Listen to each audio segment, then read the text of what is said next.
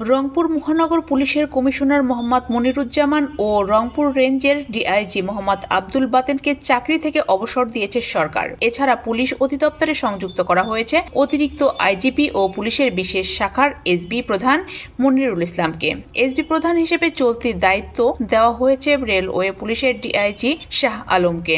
এদিকে বাংলাদেশ পুলিশের police super SP পদমর্যাদার এবং এসপি থেকে অতিরিক্ত ডিআইজি পদে পদোন্নত পাওয়া 29 কর্মকর্তাকে বদলি ও পদান্নয়ন করা হয়েছে।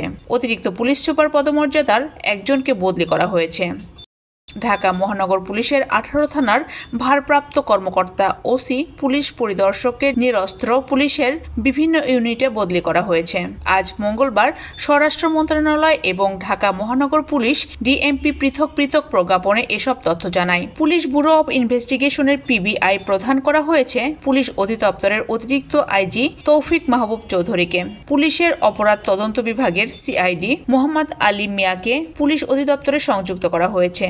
পুলিশ অধিদপ্তরের অতিরিক্ত ডিআইজি আনোয়ার হোসেনকে খাগড়াছড়িতে বিশেষায়িত প্রশিক্ষণ কেন্দ্রে বদলি করা হয়েছে। এছাড়া অতিরিক্ত ডিআইজি পদমর্যাদার আরও 7 কর্মকর্তাকে রদবদল করা হয়েছে।